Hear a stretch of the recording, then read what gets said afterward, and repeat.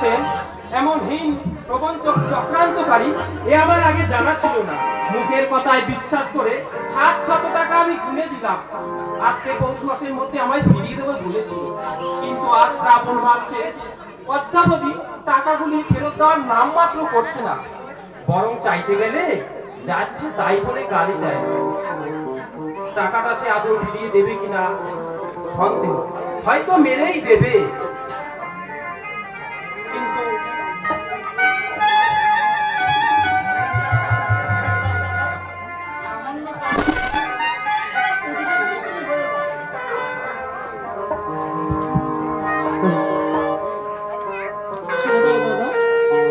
সামান্য কারণে এত উদ্বিগ্ন তুমি হলো না। হরি কার টাকা কে মেরে দেয় দাদা?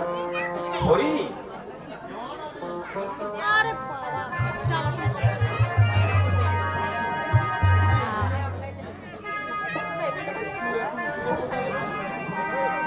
এত ভেঙে পড়ার কি আছে দাদা? ঈশ্বর যদি বাঁচায়, মানের সাধ্য কার দাদা? তার তার স্মরণ নাও দাদা। তিনি যদি 10 হাত দিয়ে দেন, তুমি 2 হাতে কত খরচ করবে দাদা? হরি, তুই যত সহজ ভাবে মেনে নিচ্ছিস ভাই, আমি এত সহজ ভাবে মেনে নিতে পারছি না দাদা মনে হচ্ছে বলো, বলো। মনে হচ্ছে আমাদের ভাগ্যের কাছে নিয়তির কালো মেঘ পুঞ্জীভূত হয়ে উঠেছে, চারিদিকে গাঢ় অন্ধকার চেয়ে ফেলেছে। মুষলধারে বৃষ্টি এগিয়ে আসছে, দাদা মুহুর্মুহু বজ্র গর্জনে দিগন্তে প্রতিধ্বনিত হচ্ছে।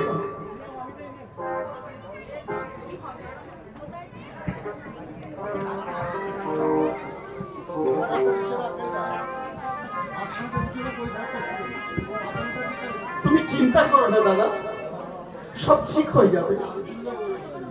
একই স্বপ্ন দেখলাম, মনে হলো ভাসুর ঠাকুর যেন মেঘে কাঁধে নিয়ে আমাদের হাত ধরে চলে যাচ্ছি না লক্ষ্মী না, দেশের পথে। না লক্ষ্মী না, এ স্বপ্ন নয়, স্বপ্ন বাস্তব অবাস্তব কল্পনার প্রতিচ্ছবি মাত্র। ভয় নেই প্রিয়া, ভয় নেই। আমরা থাকতে আমাদের দাদা কেন ভিক্ষার ঝুলি কাঁধে নেবে প্রিয়া? একটু বলো, আমার বান্দাকে ঢুকুই গাইছে।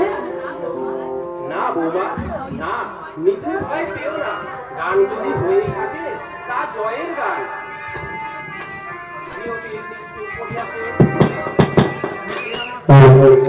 পৃথিবীর পক্ষ থেকে যদি আমরা বিলীন হয়েও যাই তো ভয় কি বৌমা? সানন্দে সেই নিয়তিকে আমরা আলিঙ্গন করে নেব। রান্না হয়ে গেছে বৌমা, যাও আমরা 2 ভাই আজ একসঙ্গে খাবো, তুমি খাবার নিয়ে এসো। বেশ, যাচ্ছি।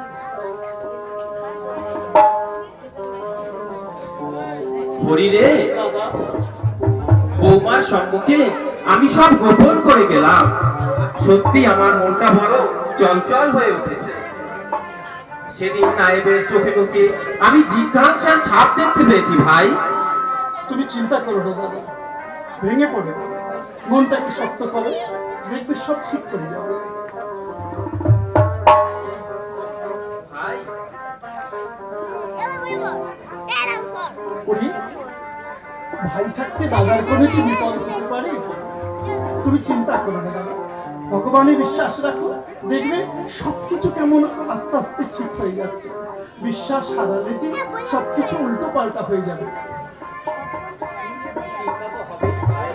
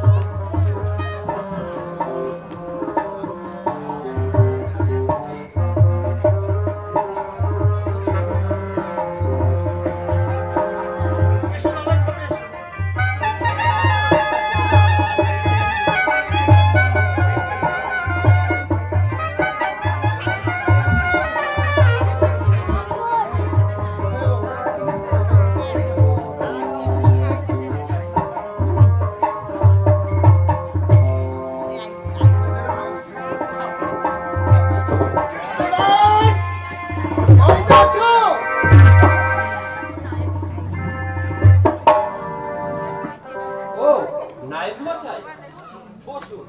না, আমি বসতে আসিনি। হত্যা কথা, আমি এসেছি খাজনা আনতে। 2 বছরের খাজনা বাকি। কিন্তু নায়েব মশাই, আমি যে 700 টাকা আপনাকে ধার দিয়েছিলাম তা যে অদ্যাবধি আজও ফেরত দিলেন না।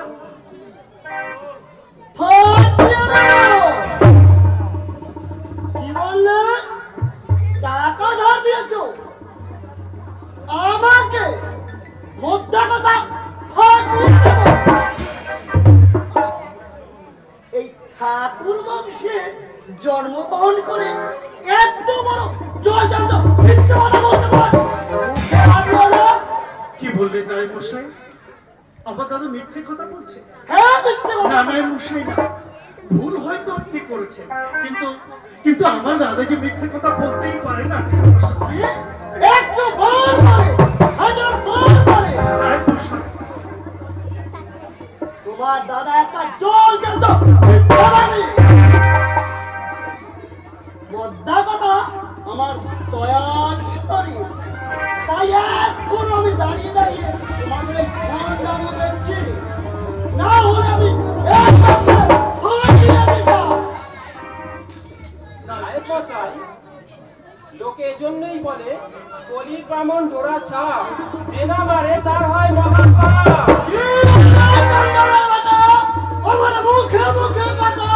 রামজি! দাঁড়িয়ে দাঁড়িয়ে কি দেখছি? ফাটিয়ে চন্দ্রের চাঁদকে। দোহাই নায়েব মশাই, দোহাই, এমন কাজ আপনি করবেন না।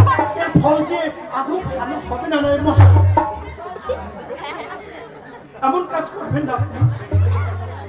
চন্দ্র! আরে একবার ভবিতব্য। রামজি!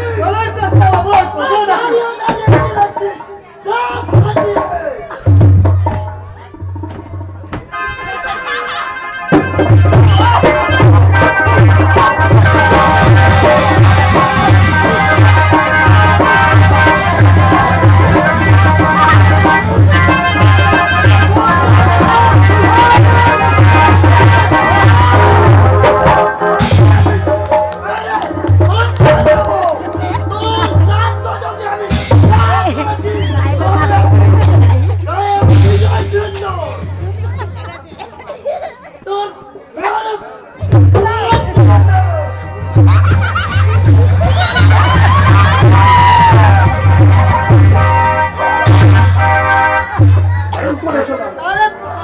তুমি মহাভুল করেছো।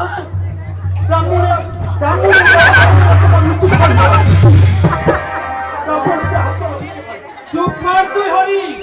ও ব্রাহ্মণ বংশে জন্ম নিলে আর গলায় ধরা থাকলেই ব্রাহ্মণ হয় না, ও ব্রাহ্মণ রূপী কলি। দাদা,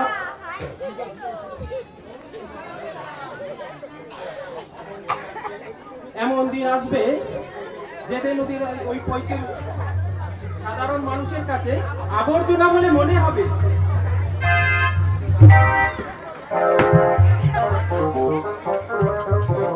বিশ্বনাথ, তোমাদের এ বাড়ি ছেড়ে দিতে হবে। কেন জমিদার বাবু, আমরা কি এমন অন্যায় করেছি? আমি তোমাকে বলছি না, আমি হরিচাঁদকে বলছি। হরিচাঁদ, এই জমিটা